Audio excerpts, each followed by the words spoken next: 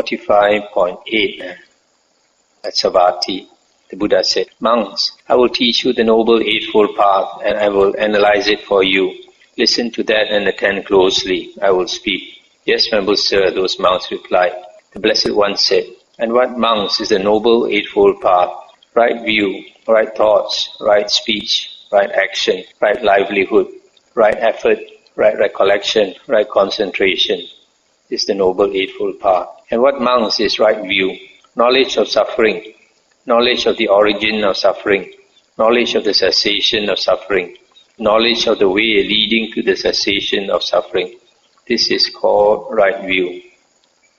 In other words, knowledge of the Four Noble Truths is right view. And what, monks, is right thoughts? Thoughts of renunciation, thoughts of non-ill will, thoughts of harmlessness. This is called right thoughts. And what, monks, is right speech?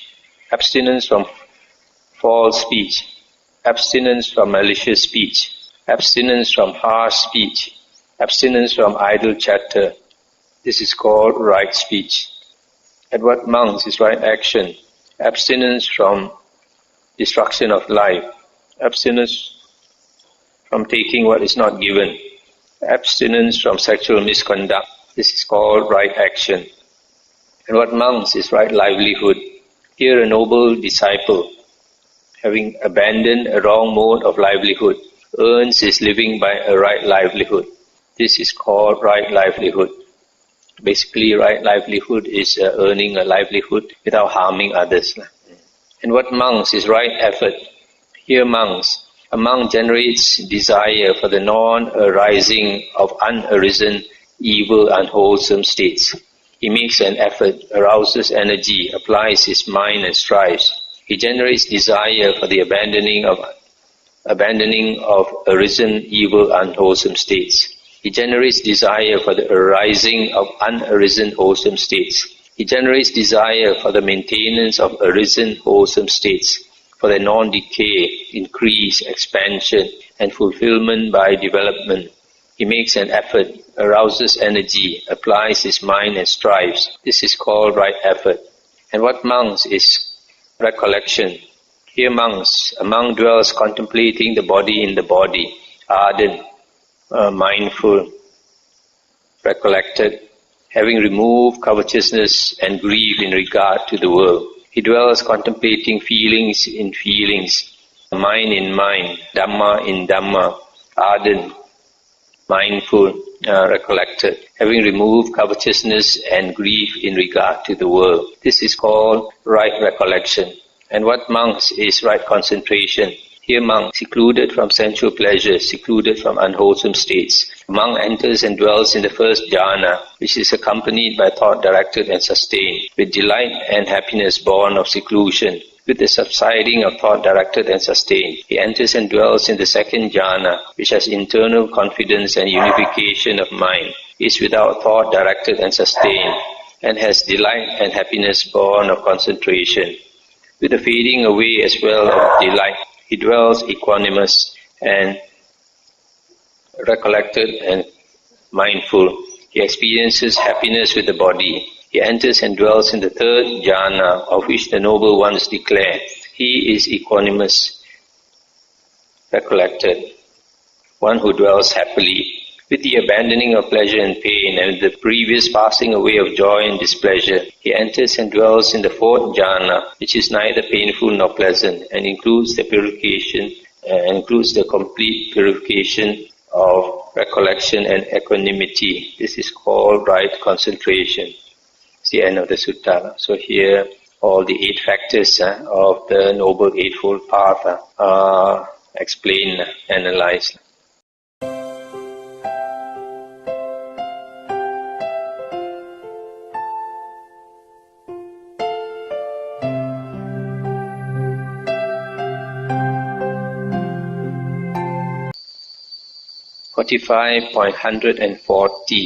Page 1551. Monks, just as the footprints of all living beings that walk fit into the footprint of the elephant, and the elephant's footprint is declared to be the chief among them, that is, with respect to size, So too, whatever wholesome states there are all rooted in diligence, converge upon diligence, and diligence is declared to be the chief among them. When a monk is diligent, it is expected that he will develop and cultivate the Noble Eightfold Path. It's the end of the sutta. So the Buddha says that among all footprints, the elephant's footprint is considered the chief because it's the biggest. So similarly, whatever wholesome states there are, diligence is the chief of all wholesome states.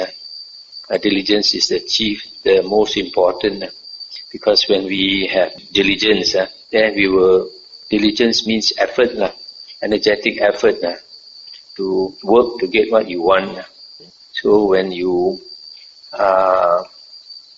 put effort in the right way, then you can achieve what you want.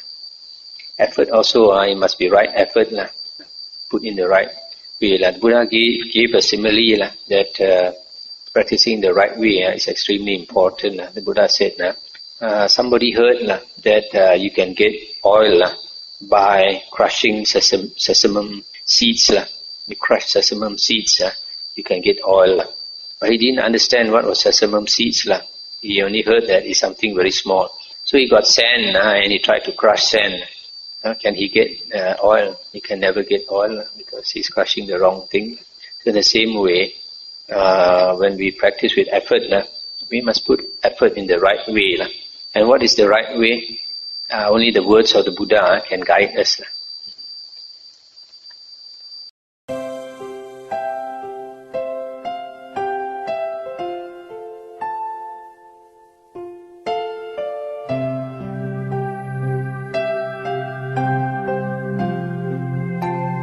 The next sutta is 45.159. Buddha said, monks, suppose there is a guest house. People come from the east, west, north and south and lodge there. Katyas, that means warrior clan. Brahmins, Vesas are merchants. And Suddas are the workers. Come and lodge there. So too, when a monk develops and cultivates the Noble Eightfold Path, he fully understands by direct knowledge those things that are to be fully understood by direct knowledge. He abandons by direct knowledge those things that are to be abandoned by direct knowledge. He realizes by direct knowledge those things that are to be realized by direct knowledge. He develops by direct knowledge those things that are to be developed by direct knowledge. And what monks are the things to be fully understood by direct knowledge? It should be said, the 5 aggregates of attachment. What 5? The body aggregate of attachment, the feeling, perception, volition, consciousness aggregates of attachment. These are to be fully understood by direct knowledge. And what monks are the things to be abandoned by direct knowledge? Ignorance and craving for existence. These are the things to be abandoned by direct knowledge. And what monks are the things to be realized by direct knowledge? True knowledge and liberation. These are the things to be realized by direct knowledge. And what monks are the things to be developed by direct knowledge?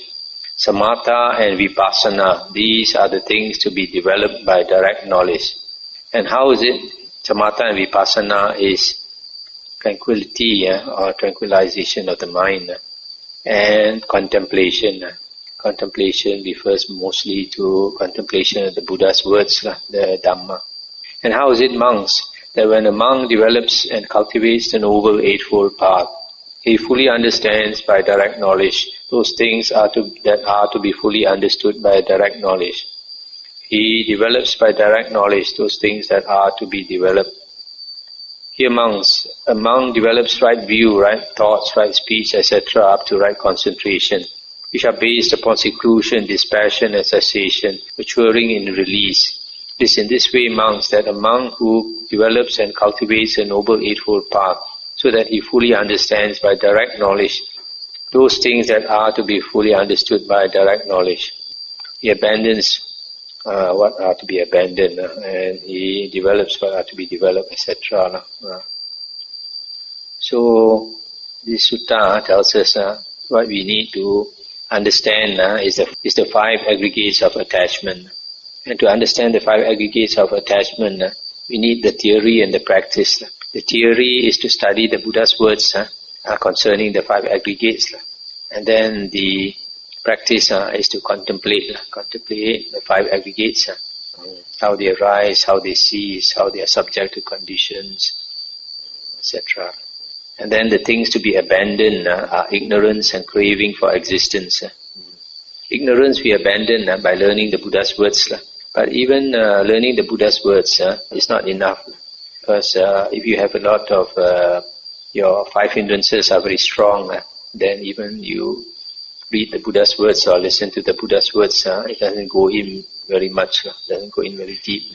So we need to meditate to get rid of the 5 hindrances by practicing samatha meditation. And then when the 5 hindrances are eliminated, then we can understand the Buddha's words and be rid of ignorance.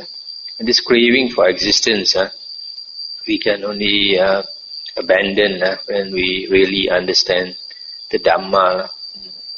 Things to be realized by direct knowledge is true knowledge and liberation. Things to be developed, samatha and vipassana. Samatha, of course, you have to meditate to practice to get samadhi, one-pointedness of mind. And vipassana is listening to the Buddha's words or reading the suttas and contemplating to understand. So when we practice the Noble Eightfold Path, these develop naturally.